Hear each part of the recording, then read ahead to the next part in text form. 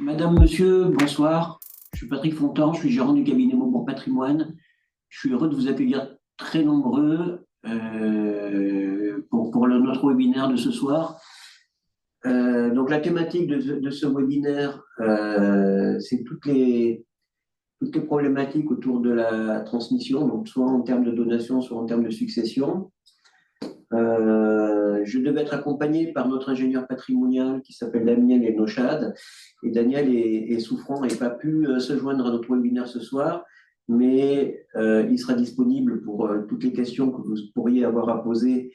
Il suffira de revenir vers nous au cours des prochains jours, soit par mail, soit par WhatsApp. Je voudrais juste, avant d'entamer le cœur de ce webinaire, faire quelques petites remarques liminaires. Donc la première, c'est que le webinaire qu'on va vous présenter, il aborde des sujets qui sont relativement techniques, qui concernent des domaines juridiques. C'est assez compliqué à l'international, comme vous pourrez le constater. Donc on va rester relativement synthétique, relativement schématique. On ne pourra pas recouvrir toutes les situations qui peuvent se présenter, parce que souvent, notamment avec les conventions bilatérales, on peut avoir autant de situations que de pays concernés. Donc, on va vous donner les grands principes.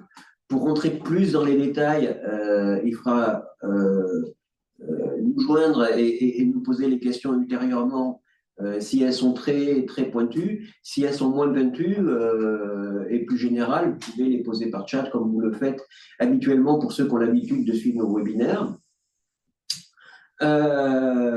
Donc, je vous laisse poser vos questions et j'essaierai d'y répondre à la fin du webinaire. Si je n'ai pas les moyens techniques de vous répondre, Daniel Enochad le fera quand il sera rétabli. La dernière remarque que je voulais faire avant de commencer le webinaire, c'est que on a distingué, peut-être de manière un peu factice, la problématique des donations et des successions. Souvent, les règles sont les mêmes.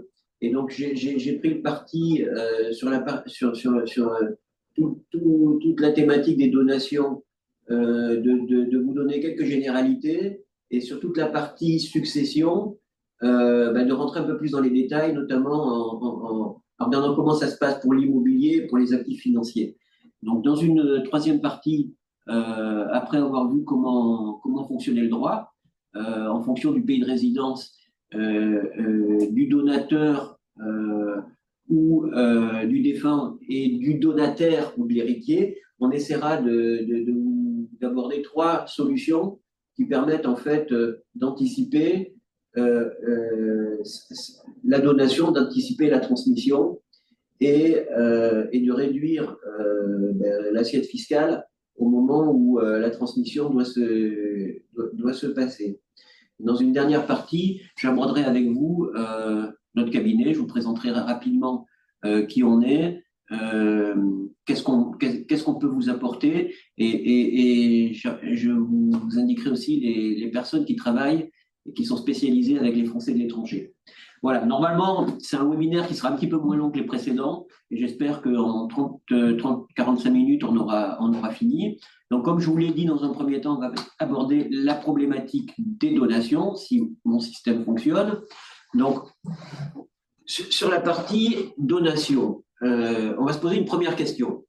C'est quoi une donation internationale? Dans quelles circonstances on va évoquer la problématique de la donation internationale?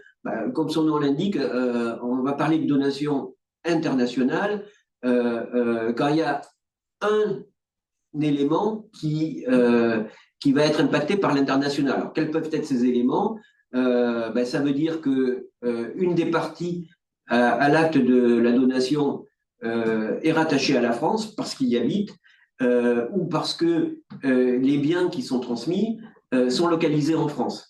Hein, donc deux éléments importants pour parler de donation internationale. Le lieu de donation des biens transmis. Donc ça veut dire en pratique que si un bien transmis est situé en France, quelle que soit la résidence du donateur et du donataire, c'est une donation internationale.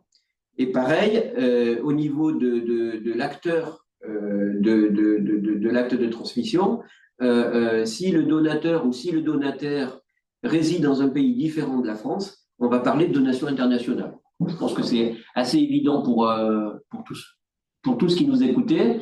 Donc, on va regarder maintenant au niveau du droit, au niveau du plan civil, au niveau civil, comment le droit s'applique.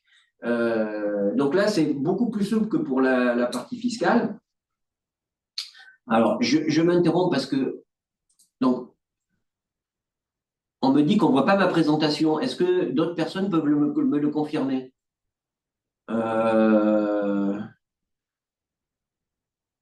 Parce que pour moi, tout fonctionne, hein. Non, bon, écoutez, je continue. S'il y a des problèmes, vous me le dites. Donc, je disais que pour localiser le droit qui s'applique au niveau civil, eh bien, en droit international privé français, la loi qui va s'appliquer à l'acte de donation, elle va être définie à partir de deux principes. Le principe au niveau de la forme, c'est la loi de rédaction de l'acte de donation qui va s'appliquer. Et si les parties décident de faire autrement, elles peuvent choisir cette solution-là. Et au niveau du fond, la donation étant un contrat, ben, les parties elles sont libres de choisir la loi qui doit régir la donation au niveau civil. Alors, écoutez, moi je suis désolé, mais a priori tout fonctionne, donc on va continuer comme ça, hein. Je vous prie de bien vouloir excuser les hésitations que je viens d'avoir. Donc, ce qu'on voulait dire, c'est qu'au plan civil, vous allez avoir une relative souplesse dans le choix de la juridiction, mais évidemment, c'est pas forcément le plus important quand on va choisir la manière de donner une partie de son patrimoine. Ce qui compte aussi, c'est quelles sont les règles fiscales qui vont s'appliquer. Donc là, c'est un peu plus compliqué, c'est un peu plus douloureux aussi. Et donc, quelles sont les règles? Alors, souvent, comme souvent dans la loi fiscale française, c'est compliqué et ça relève souvent du casse-tête. Et donc, pour déterminer la fiscalité applicable à une donation, on ne va pas faire de différence si l'acte de donation a été passé en France ou pas. Donc, ça relativise ce qu'on vient de voir précédemment. Et lorsque on est confronté à un cas de donation internationale, comme souvent dans toutes ces problématiques fiscales internationales, on va regarder s'il y a une convention fiscale spécifique qui existe et qui s'applique au droit de donation. Alors les conventions fiscales bilatérales qui s'appliquent, il y en a pas mal, mais les conventions fiscales bilatérales qui s'appliquent et qui incluent les droits de donation, il y en a beaucoup, hein. Notre fiscaliste, il en a relevé 9. Qu'on a cité sur l'écran, là, vous voyez, Allemagne, Portugal, Suède, Autriche, Italie, États-Unis, Guinée, Nouvelle-Calédonie et Saint-Pierre-et-Miquelon, les deux derniers étant des territoires faisant partie de la France et n'étant pas des pays étrangers. Donc vous voyez, il n'y a pas beaucoup de conventions quand même, qui incluent la partie donation ou même la partie succession. Donc, regardons successivement qu'est-ce qui va se passer. Donc, quelle est la fiscalité qui est applicable à une donation internationale quand il y a une convention bilatérale, pour les quelques pays qu'on vient de voir, qui sont minoritaires. Donc, comme souvent dans le droit fiscal international, quand il y a convention, ben, c'est la convention qui prime sur le droit fiscal interne français. Et donc, de manière générale, on va regarder le texte de la convention, on applique ce qu'il dit.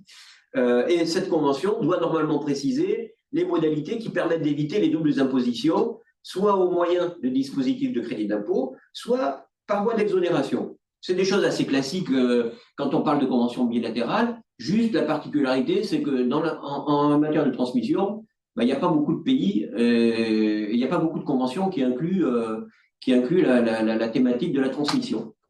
Alors, le cas le plus fréquent, c'est qu'il n'y a pas de convention, il n'y a pas de convention bilatérale.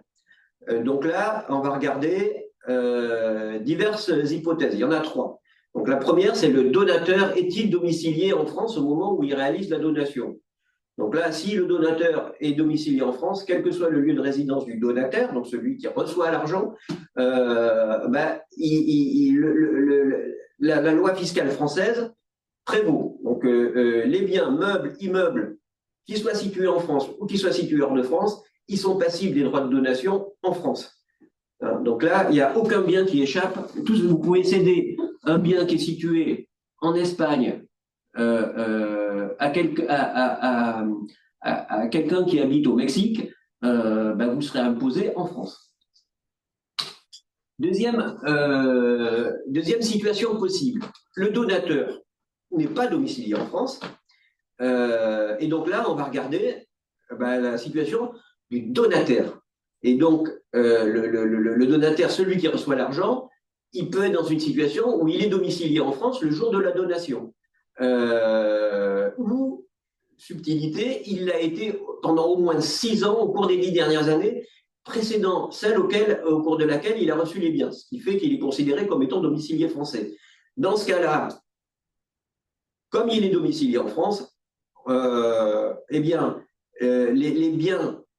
meubles, immeubles, c'est notamment les actifs financiers, on en reparlera tout à l'heure, sont imposables en France, avec éventuellement le bénéfice de l'imputation en France des droits étrangers qui auront été éventuellement appliqués sur ces biens qui sont détenus à l'étranger. Donc, deuxième situation, donc, on est toujours dans le cas où le donateur n'est pas domicilié en France, le donateur n'est pas domicilié en France.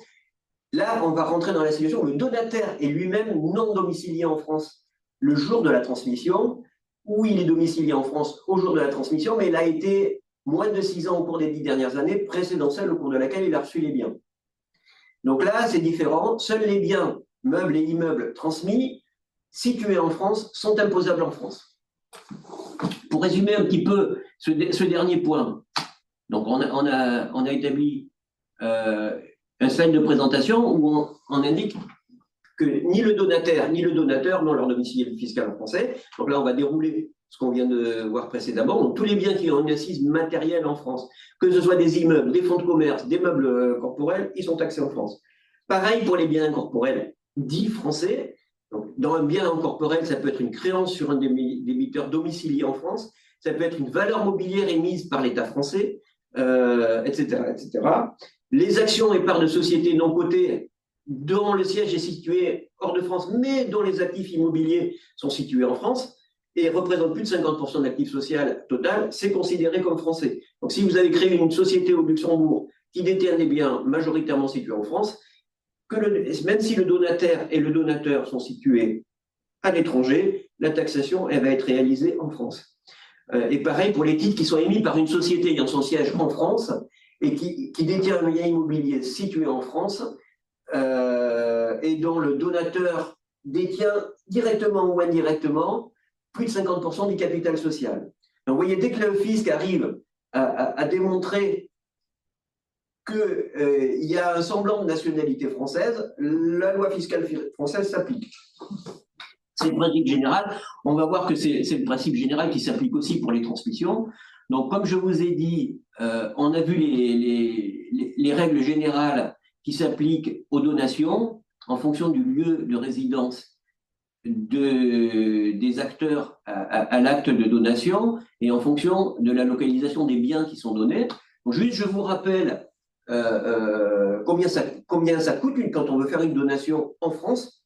Donc, juste pour visualiser les conséquences financières d'un assujettissement dans notre pays. Donc, l'abattement, il dépend du lien de parenté, je pense que ça, tout le monde le sait. Plus le lien de parenté est éloigné, moins l'abattement est élevé. Et donc, globalement, le conjoint, c'est 80 000 euros, et les enfants, c'est bien connu, c'est 100 000 euros. Et on peut faire des donations de 100 000 euros tous les 10 ans. Il est question d'augmenter ce montant pour dynamiser la consommation, mais pour l'instant, ce n'est pas le cas. Et je vous ai rappelé aussi sur la partie droite le barème qui s'applique. Donc, vous voyez qu'au début, on commence doucement, mais comme souvent en France, on finit de manière assez douloureuse. On est à 45% sur des actifs qui ont déjà supporté l'impôt. Et si c'est bien immobilier, ils ont par exemple, pour un bien immobilier, il va avoir supporté l'impôt sur les revenus qui ont servi à l'acheter. Il va avoir supporté l'impôt sur les revenus que cet actif immobilier a généré durant la période de détention. Il a pu générer l'impôt sur la fortune immobilière et ensuite, enfin, il générera un impôt au moment de la transmission, de la donation. Voilà, donc ça c'était juste pour vous rappeler les enjeux financiers. Et je vous propose qu'on regarde dans une deuxième partie comment ça fonctionne pour les successions, mais appliquées de manière un peu plus précise à chacune des catégories d'actifs. Donc, les successions, les règles de territorialité civile et fiscale vont être les mêmes. Donc, on voit quand même que, comme ça ne change pas fondamentalement, la loi française va primer dans bien des cas. Donc, on va regarder ça de manière un peu plus détaillée. Donc, par exemple, sur les actifs immobiliers, on revient aux distinctions qu'on avait vues précédemment. Est-ce qu'il y a une convention bilatérale ou est-ce qu'il n'y a pas une convention bilatérale? On va revenir à nos 7 ou 8 pays. Et là, on s'aperçoit que, en cas de convention bilatérale, il faut appliquer la convention bilatérale, ce qui est naturel, et que donc c'est le pays qui est désigné dans la convention comme devant percevoir l'impôt qui le percevra. Notre ingénieur fiscal a pris comme exemple les conventions qui ont été signées par la France avec 3 pays européens, la Suède, l'Autriche et l'Italie, qui sont à peu près toutes les mêmes sur la partie donation. Et là, qu'est-ce qu'on voit? On voit que les biens immobiliers qui font partie d'une succession d'un défunt domicilié dans un État contractant et qui sont situés dans l'autre État contractant, ils sont imposables dans cet autre État, dans ce deuxième État. Par exemple, si on veut illustrer ça, si le défunt est domicilié en France, il transmet à son fils qui est également résidé en France, résident français, pardon, un immeuble qui est situé en Italie, mais dans ce cas-là, l'imposition, elle sera faite en Italie. Donc, juste, on va préciser pour ces 3 conventions dont on vient de parler, si quelques-uns d'entre vous sont concernés, l'expression bien immobilier, c'est pas juste un immeuble ou une maison, ça peut être aussi tout ce qui a trait à l'immobilier au sens large, comme souvent dans le fisc français, hein, les parts ou actions de sociétés dont l'actif est majoritairement constitué d'immeubles et qui sont situés dans un état contractant. Donc ça, c'est des choses qui sont assez traditionnelles dans le fisc français. Je suis désolé, je vois que vous me posez des questions. Je regarde exceptionnellement, mais je ne vais pas pouvoir le faire, sinon je ne pourrais pas parler en même temps que je regarde. Ensuite, je continue. Donc là, on se situe dans le cas où il n'y a pas de convention bilatérale. Donc là, il n'y a pas de convention bilatérale, mais c'est la France qui décide. Et l'État français, il ne fait pas trop de cadeaux en général. Donc, si le bien immobilier est situé en France, il n'y a pas de question métaphysique à se poser. La loi qui va s'appliquer, c'est la loi française. Ça, vous ne pourrez pas y couper. Vous pouvez imaginer toutes les solutions que vous voulez. Pour les biens immobiliers, le lieu où est situé le bien prime sur tout le reste. Donc, par exemple, vous voyez, notre ingénieur fiscal a pris l'exemple d'un défunt qui est domicilié en France, qui transmet à son fils également domicilié en France un immeuble situé en Espagne. Là, ça ne change rien que le bien soit situé en France ou pas. À partir du moment où le défunt est domicilié en France, à partir du moment où le fils est domicilié en France, l'immeuble, il est imposé en France, même s'il est situé en Espagne, même s'il est situé en Afrique ou en Amérique latine. Un deuxième exemple, le défunt domicilié en France transmet à son fils domicilié au Royaume-Uni un immeuble situé en Suisse. Même problématique, à partir du moment où le défunt est domicilié en France, même si le bien immobilier n'est pas situé en France, il y aura une imposition française selon un principe que l'administration fiscale appelle le principe des biens mondiaux. Donc, les biens immobiliers français imposables en France, les biens immobiliers détenus à l'étranger sont imposables en France si le défunt est domicilié en France. Et donc, vous voyez bien que dans ces situations-là, hein, la situation où le défunt transmet à son fils qui n'habite pas en France un immeuble qui est situé en Suisse, il y a un risque de double imposition parce que si le Royaume-Uni ou si la Suisse décide d'appliquer des droits de succession, l'héritier risque de payer deux fois. Sauf à faire valoir auprès de l'administration fiscale qu'il peut imputer l'impôt qu'il a payé à l'étranger sur les droits de succession qui sont dus en France. Voilà, donc vous voyez qu'en matière d'immobilier, quand le défunt est situé en France ou que le bien immobilier est situé en France, il n'y a pas de question métaphysique à se poser, c'est la loi française qui s'applique. Là, on va prendre une deuxième situation. Est-ce que si le défunt n'est pas domicilié en France, que se passe-t-il? Donc là, on va voir évidemment une alternative. Est-ce que l'héritier est domicilié en France?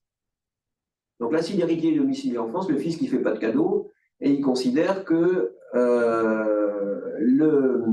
l'imposition, elle est due en France. Dès que le fisc il arrive à toper que la France est concernée, il taxe. Donc si par contre le défunt n'est pas domicilié en France, l'héritier n'est pas domicilié en France, là on va revenir au principe du lieu de situation de l'immeuble et ne seront taxés en France que les biens immobiliers qui sont situés en France. Donc si vous êtes français, que vous êtes résident au Mexique et que vous avez votre héritier, vous décédez, votre héritier est résident au Mexique et vous détenez un bien immobilier en Italie, vous n'êtes pas taxé en France. Si vous détenez un bien immobilier en France, vous êtes taxé en France. Voilà le principe. Donc, vous voyez, l'immobilier, c'est le cas où le fisc, il intervient le fisc français intervient le plus fréquemment. Sur les placements financiers, c'est un petit peu plus souple, on va voir. Bon, qu'est-ce qu'on entend par placement financier? C'est tout ce qui est valeur mobilière, les actions, les parts ou parts de PCVM, le private equity, les créances, les comptes bancaires, donc tout ce qui ressemble à un placement financier. Hein. Donc, on revient à nos distinctions préalables. Donc, est-ce que il y a une convention bilatérale?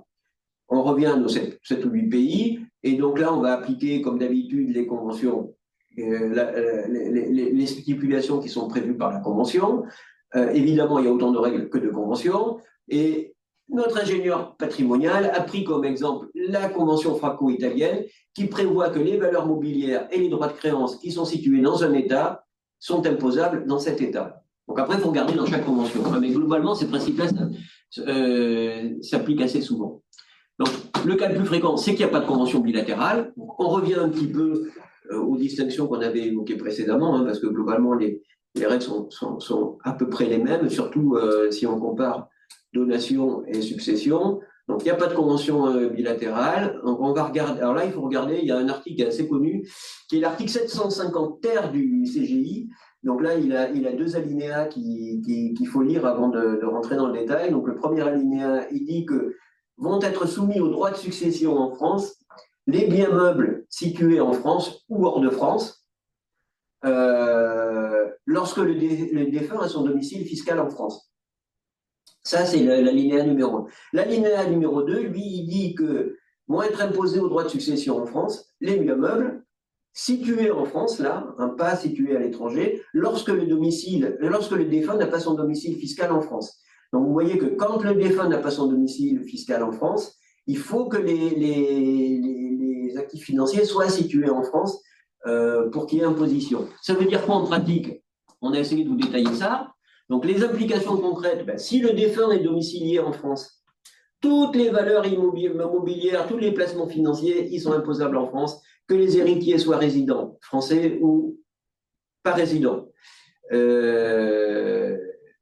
Donc, ça veut dire que si vous ouvrez un contrat d'assurance vie au Luxembourg, pour être concret, en étant résident fiscal français, vos héritiers ne sont pas résidents fiscaux français, ils seront quand même taxés sur la succession, sur le contrat d'assurance vie au Luxembourg. Si le défunt n'est pas domicilié en France, là, on va distinguer deux situations. Comme tout à l'heure, l'héritier est-il domicilié en France ou pas? Donc, si l'héritier est domicilié en France, tous les biens meubles, donc tous les placements financiers, qu'ils soient situés en France, qu'ils soient situés à l'étranger, ils sont imposables en France, avec éventuellement le bénéfice du crédit d'impôt qu'on a vu tout à l'heure. Deuxième situation, si l'héritier n'est pas domicilié en France, Donc, le défunt n'est pas domicilié en France, l'héritier n'est pas domicilié en France. Donc là, les placements financiers qui sont situés hors de France vont échapper à l'imposition en France. Donc là, ils sont imposés dans le pays de résidence de l'héritier. Par contre, si les biens meubles sont situés en France, et on va voir ce qu'on entend par biens meubles situés en France, ils se continuent à être imposables en France, même si les deux parties ont émigré. Alors, comme je vous l'ai dit tout à l'heure, qu'est-ce qu'on va entendre par biens immobiliers situés en France? Naturellement, tous les biens qui ont une assise matérielle en France, donc ce n'est pas forcément que des placements financiers, mais ça va être des fonds de commerce, ça va être des meubles corporels, donc tout ce qui est actif et qui n'est pas immobilier. Ensuite, on va inclure aussi comme biens français les biens incorporels. Un bien incorporel, ça peut être une créance sur un débiteur qui est domicilié en France. Ça peut être une valeur mobilière émise par l'État français, une OAT, ou par des sociétés qui ont en France leur siège social, ou le siège de leur direction effective. Vous voyez, c'est assez large quand même. Troisième catégorie de biens meubles situés en France, c'est les actions et les parts de sociétés non cotées qui sont situées hors de France, mais qui détiennent des actifs immobiliers qui détiennent plus de 50% d'actifs immobiliers. Vous savez, on en avait parlé déjà tout à l'heure de cette règle-là au moment des donations. Et dernière catégorie, toujours un peu dans le même schéma, les titres émis par une société qui a son siège en France, pour le coup, ou qui n'a pas son siège en France, et qui détient un bien immobilier situé en France, et au sein de laquelle le donateur détient directement ou indirectement plus de 50% du capital social. Donc, vous voyez, encore une fois, sur la partie succession, le fisc, il étend son emprise le plus largement possible. Donc là, j'ai repris, pour illustrer un petit peu financièrement ce qu'on vient de dire, combien ça coûte pour être... Bon, alors là, il y a autant de règles qu'il y a de situations. Hein. Donc j'en ai pris une simple, on est en ligne directe, un père, ses enfants. L'abattement, il est de combien? Donc l'abattement, on l'a vu tout à l'heure, il est de 100 000 € par enfant. Et puis après, combien je paye?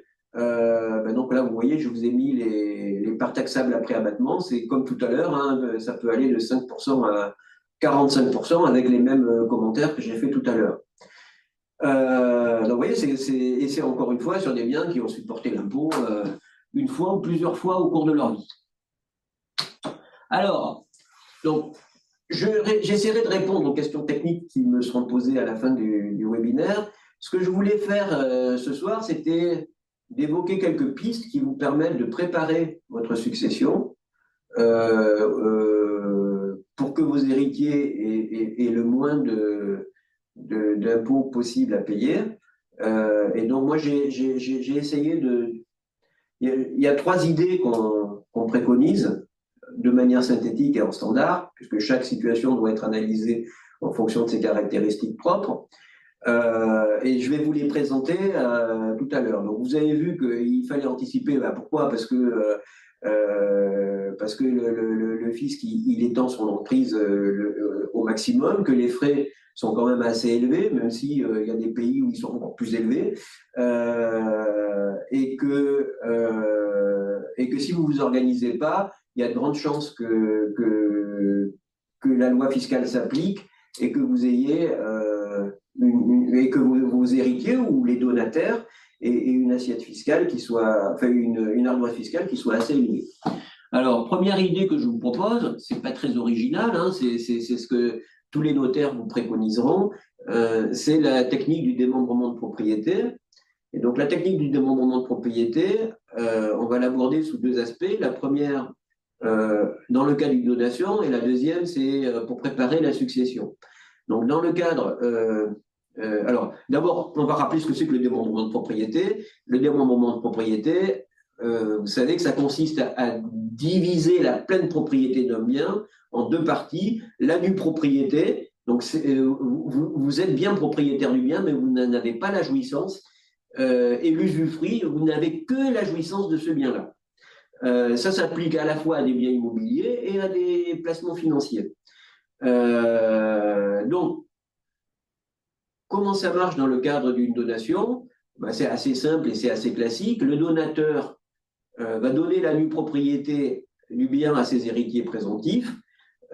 Cette donation va bénéficier de coûts réduits puisque la valeur prise en compte lors de la donation est celle résultant de l'application du barème fiscal. Donc le barème fiscal, vous savez que en fait, plus vous êtes jeune, plus la part de l'usufruit par rapport à la pleine propriété est élevée. Donc si vous cédez la nue propriété d'un bien à vos héritiers, en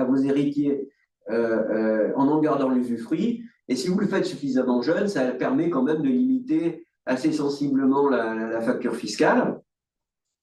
Donc ça peut être une solution intéressante et classique, hein. Et vous pouvez le faire, si vous cédez la nue propriété à plusieurs enfants, ben vous avez l'abattement qui s'appliquera sur chacun des enfants et vous pouvez le renouveler tous les 10 ans. Donc ça donne un petit peu de souplesse au système. Il y a un deuxième schéma qui permet de réduire plutôt les droits de succession, là, c'est d'acheter des biens démembrés. Donc ça, on vous en a déjà parlé au cours de webinaires précédents. Donc ça marche aussi bien en SCPI que sur des biens immobiliers classiques. Et donc là, au lieu d'acheter la pleine propriété d'un bien, vous allez juste en acheter la nue propriété. Donc ça veut dire que pendant la période de démembrement, vous n'allez percevoir aucun loyer. Si c'est un bien immobilier, un appartement par exemple, ou aucun coupon si c'est les parts d'une SCPI. En contrepartie, ben, comme vous renoncez à percevoir aux revenus, à la jouissance de votre bien pendant une période prédéterminée, vous allez payer votre bien immobilier avec une décote qui peut être relativement significative si la durée du démembrement est assez longue.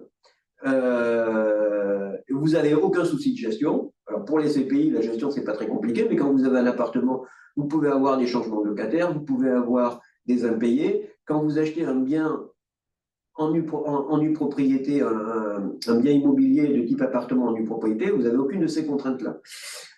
Donc là, les avantages, ils sont bien connus. En fait, quelque part, ben, les loyers auxquels vous renoncez, vous les percevez sous forme d'une réduction de votre prix d'acquisition. Vous ne payez pas de fiscalité sur ces revenus auxquels vous avez renoncé. Vous constituez un patrimoine immobilier sans avoir de contraintes particulières au niveau de la gestion. Évidemment, à terme, vous allez doper vos revenus puisque vous les avez achetés avec une décote à l'entrée. Donc, si vous achetez un bien avec 60% de décote et si le bien rapporte 5%, vous voyez bien que vous allez avoir une rentabilité qui est supérieure à 10%. Et là où ça nous intéresse pour la partie, pour notre webinaire de ce soir, ben en fait, une fois que le démembrement est terminé, en cas de succession, la base fiscale qui va s'appliquer au bien que vous avez acheté en nue propriété, c'est la valeur en pleine propriété. Donc, vous voyez, si vous avez acheté un bien avec une décote de 40%, vous l'avez acheté 60%, au moment de la succession, le bien, la plus-value sera calculée la plus-value taxable sera calculée sur la base de la valeur en pleine propriété. Et donc, je vous suggérer une opération immobilière qui est située à Cannes, mais on en a plein d'autres. Celle-là, je l'avais suggérée au cours d'un webinaire précédent parce que les prix sont assez faibles. On est sur des petits appartements et vous pouvez avoir accès à ces petits appartements à 75 000 euros. Donc, c'est une résidence qui va être louée à des étudiants qui est située dans le quartier de l'Avocat à Cannes. Bon, mais des appartements en nue propriété, il y en a partout, surtout en ce moment avec les difficultés des promoteurs et c'est le moment d'acheter pour négocier. Donc, vous voyez qu'on peut comme ça acheter un bien et limiter l'ardoise fiscale de ses héritiers au moment où ils prendront possession du bien. Alors, j'ai une deuxième idée c'est pareil, hein, je n'ai pas inventé, je suis pas magicien. C'est une solution qui est aussi assez connue, c'est l'assurance vie. Donc l'assurance vie, je vous rappelle comment ça marche en termes de succession. Donc les versements qui sont effectués, alors on va distinguer deux choses là. L'assurance vie quand elle est en France et l'assurance vie quand elle est au Luxembourg. Pourquoi? Donc l'assurance vie quand elle est française. Donc les versements qui sont réalisés avant 70 ans, ils bénéficient d'avantages assez intéressants puisqu'ils sont exonérés de droits de succession jusqu'à 152 500 € par bénéficiaire et bénéficient ensuite, au-delà des 152 000 € de taux qui sont quand même beaucoup plus faibles que ceux qui sont appliqués en cas de transmission classique. C'est pour ça que c'est quand même une tirelire fiscale, une pépite fiscale, l'assurance vie, au niveau des droits de transmission. Ça l'est de moins en moins sur la fiscalité, sur les revenus, mais encore que. Mais sur la transmission, vous voyez que on est quand même sur des abattements qui sont beaucoup plus importants, et surtout, vous avez la souplesse de choisir votre bénéficiaire dans la limite de ce qui est accepté par la loi, mais vous pouvez quand même vous écarter un petit peu des problèmes de quotité réservataire dans certaines limites. Donc, ça, on sait que c'est une pépite fiscale avant 70 ans, mais après 70 ans, c'est quand même pas négligeable. Il y a quand même une exonération de 30 500 € qui va s'appliquer à l'ensemble du capital transmis pour tous les bénéficiaires, pour tous les types de contrats. Et la taxation du capital restant rentrera dans le régime commun du droit des successions. Donc vous avez quand même bénéficié d'un abattement supplémentaire, hein, même après 70 ans. Donc c'est un système qui est pas inintéressant. Donc je vous rappelle quand même que l'assurance vie, dès lors qu'elle est française, elle sera taxée en France, selon ces principes-là. Mais il y a une deuxième solution, qui est l'assurance vie luxembourgeoise. Alors l'assurance vie luxembourgeoise, si une des deux parties à la transmission est située en France, ça ne changera pas grand-chose hein, par rapport aux règles qu'on vient d'évoquer précédemment. Par contre, là où ça change, c'est que si le défunt et l'héritier ne résidaient pas en France au moment du dénouement de la succession, selon les règles qu'on avait vues tout à l'heure, ben là, il n'y a pas de taxation, en France. Donc c'est un moyen d'échapper à la fiscalité française, puisque le Luxembourg, lui, il ne se pose pas la question de la fiscalité. Lui, il est complètement transparent. Donc c'est la fiscalité de celui qui va recevoir l'argent qui s'appliquera au moment du dénouement du contrat d'assurance vie. Voilà. Donc, par contre, évidemment, si le bénéficiaire réside en France, ça ne sert à rien d'avoir ouvert un contrat au Luxembourg pour échapper à l'impôt en France. Ça, c'est pas la peine.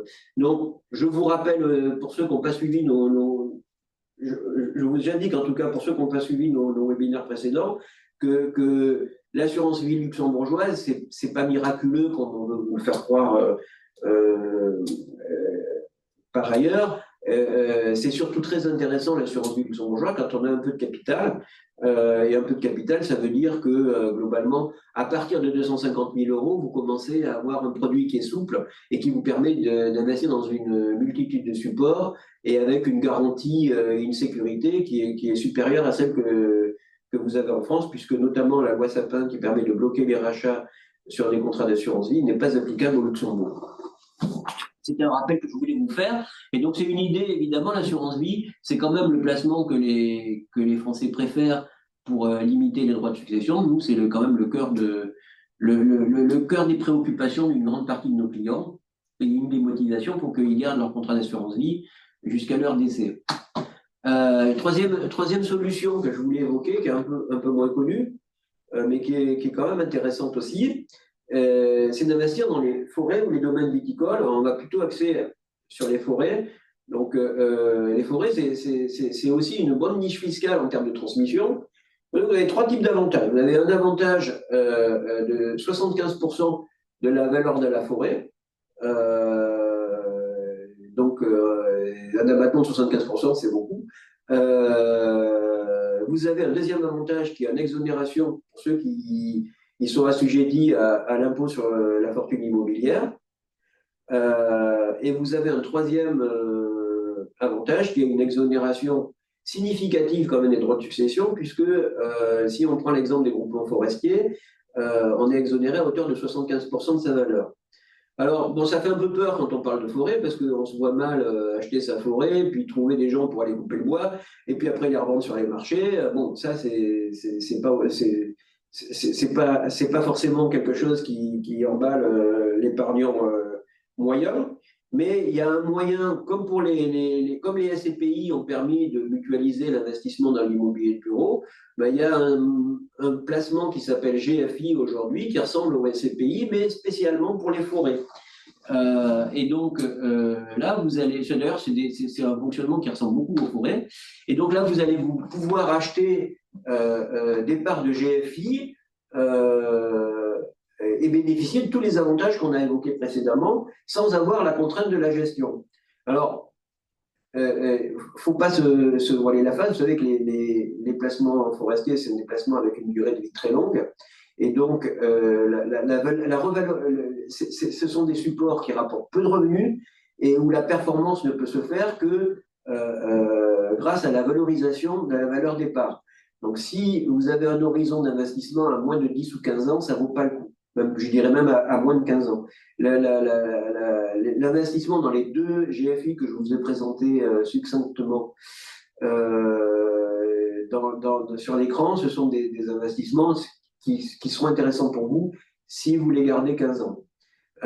Mais par contre, c'est des investissements d'avenir, parce que sans faire le dessin, c'est des investissements ISR qui contribuent à ralentir le réchauffement de la planète autant que faire se peut, et qui financièrement, ce sont des placements qui ont fait leurs preuves. Hein. On vous a mis sur la droite le GFI Symbiose. Le GFI Symbiose, c'est un nouveau produit qu'a lancé la Caisse des dépôts, enfin pas la Caisse des dépôts, mais la Société forestière, qui est le premier exploitant de forêt en France, et qui est une filiale de la Caisse des dépôts, et qui commercialise comme ça depuis très longtemps une partie de son patrimoine forestier sous forme de GFI ou de GFF auparavant.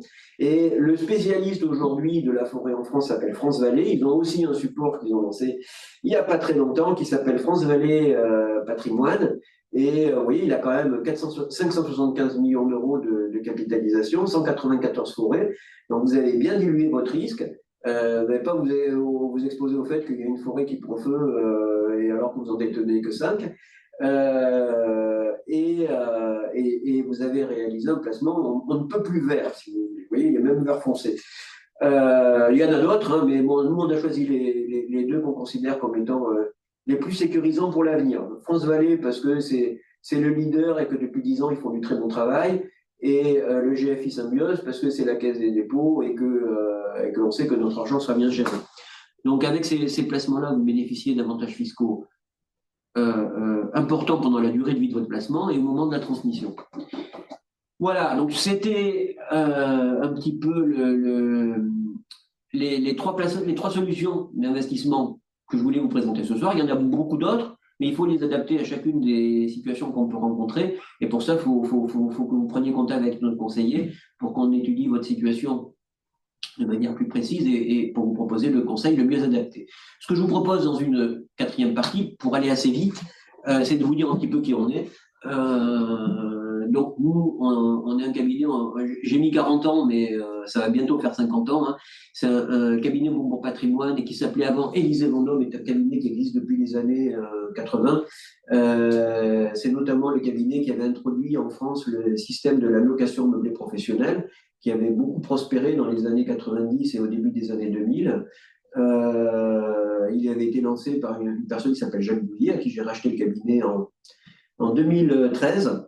Donc, on travaille avec les Français expatriés à l'étranger depuis assez longtemps, depuis une quinzaine d'années. Et donc, on a un cabinet qui est d'une taille moyenne. On ne veut pas être trop gros, mais on ne veut pas être trop petit. Pas trop gros parce que on aime bien des artisans de la gestion patrimoniale et pas trop petit parce qu'on a un métier qui est de plus en plus réglementé et que quand on est trop petit, on n'arrive pas à s'en sortir par rapport à tous les papiers et toutes les obligations réglementaires qu'on a à remplir.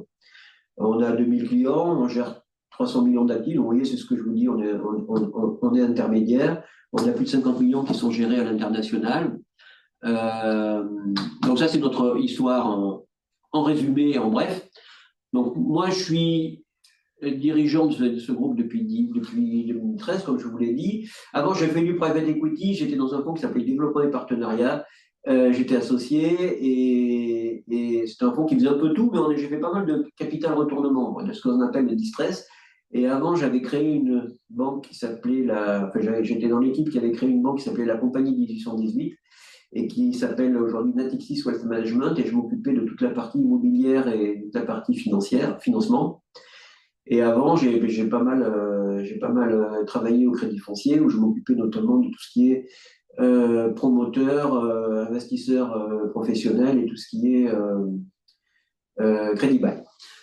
Voilà. Et Daniel Enochad, qui est la personne qui m'a aidé, hein, sans qui je n'aurais pas pu vous dire tout ce que je vous ai exposé ce soir, lui, il travaille avec nous depuis 20 ans et il a 40 ans d'expérience auparavant, il travaillait dans des départements d'ingénierie patrimoniale de grandes banques de gestion de fortune françaises. Donc, c'est quelqu'un en qui j'ai toute confiance et qui vous apportera le conseil dont vous avez besoin pour toutes les problématiques de donation, de succession à l'international. Alors, j'ai une personne qui sera votre interlocuteur commercial, je dirais, qui s'appelle Steph Nimby. Steph, lui, il a travaillé, je l'ai choisi parce qu'il travaille avec nous depuis 2 ans et demi. Je l'ai choisi parce qu'il était senior private banker au Luxembourg. Il a travaillé notamment à la Banque internationale du Luxembourg, BIL, et il a travaillé avant à la BNP Paribas. Et encore avant, il était banquier privé en France. Il a fait un peu de private equity dans une société qui s'appelait Thomas Lloyd, où je suis allé le chercher. Donc voilà, Monsieur Ndimbi, vous avez son adresse mail. Si vous voulez prendre contact avec lui directement, vous pouvez le faire. Je vous ai mis aussi les coordonnées de notre ami Christophe Pioroland, qui est notre représentant au Portugal, qui est localisé à Lisbonne et qui peut prendre contact avec toutes les personnes qui sont résidentes au Portugal.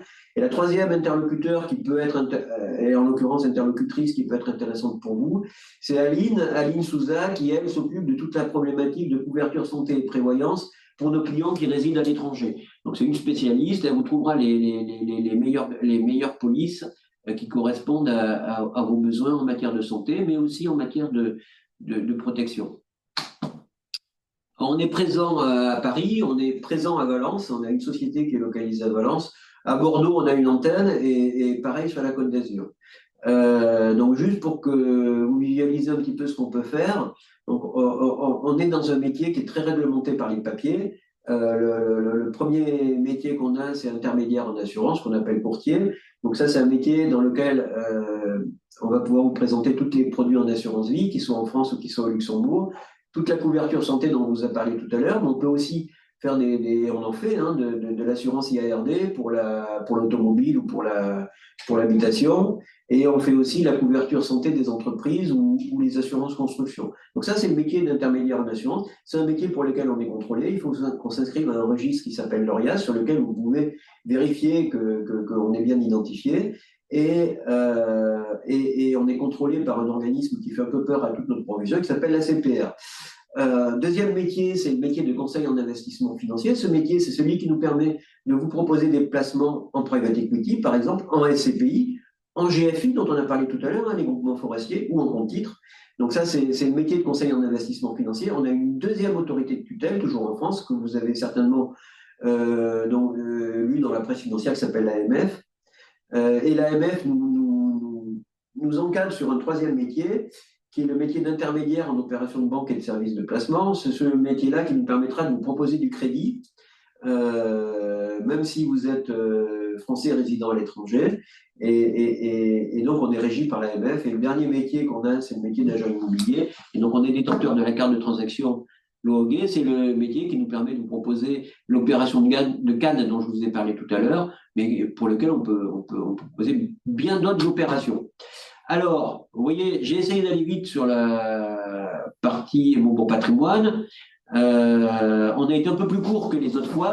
Je vais essayer de regarder les questions qui m'ont été posées. Si je peux y répondre, je vais le faire. Sinon, je les transmettrai à Monsieur Enochad. Donc, je constate en même temps que je vous parle. Alors là, les questions trop précises, si vous voulez, je ne vais pas m'en sortir parce que là, je vois mes parents de nationalité française résident en France, effectuer une donation à leurs 3 enfants. Ouais, ça va être compliqué pour moi. Pareil pour la personne qui me parle de l'enfant adopté, ça je pourrais vous répondre, mais c'est mieux qu'on le fasse après. Voilà, toutes les situations particulières, si vous voulez, ce soir, ça va être compliqué. Et le mieux, c'est que je vais les garder et puis j'essaierai de vous répondre avec votre adresse mail qu'il faudrait que vous me transmettiez. si je ne vous retrouve pas. Alors, il y a une question sur la déclaration. Oui, là, ça, c'est une question qui est intéressante. Dans le cas, les autres l'étaient aussi, hein, mais comme je vous ai dit, c'est à mon avis pas l'objet d'y répondre dans le webinaire. La question, c'est dans le cas d'une donation où le donataire et le donateur sont résidents fiscaux hors de France et où tous les actifs donnés sont situés hors de France, faut-il quand même faire une déclaration en France pour le calcul du plafond sur 10 ans pour les donations aux enfants? Et que se passera-t-il si le donataire rentre en France dans les 10 prochaines années? Écoutez, ça, c'est une très bonne question. Et je vous propose de la transmettre à Monsieur Enochat qui vous y répondra, parce que j'ai peur de vous raconter des bêtises. Donc, les autres questions de détail qui concernent des cas particuliers, je vous y répondrai ou reposez-les-moi par mail en direct. Hein, vous avez mes coordonnées. Et la dernière question, c'est de nous demander de partager les documents qu'on vous a présentés ce soir. Ça, il n'y a pas de problème. Je le ferai. Et je vous enverrai un replay du webinaire. Écoutez, je vous remercie. Vous avez été très nombreux, hein, comme souvent. Hein, et j'espère pas avoir été trop compliqué, de vous avoir exposé simplement des choses qui ne sont pas simples. N'hésitez pas à prendre contact avec nous par mail ou par WhatsApp, comme je vous l'ai dit, à organiser une visio avec notre ingénieur patrimonial ou avec notre conseiller, M. Ndimbi. Et puis écoutez, je vous dis à très bientôt. On organise un webinaire le mois prochain et vous êtes les bienvenus. Donc pour ceux pour qui la soirée se rapproche, je vous souhaite une bonne soirée. Pour les autres, une bonne fin de journée. Je vous dis à très bientôt. Au revoir.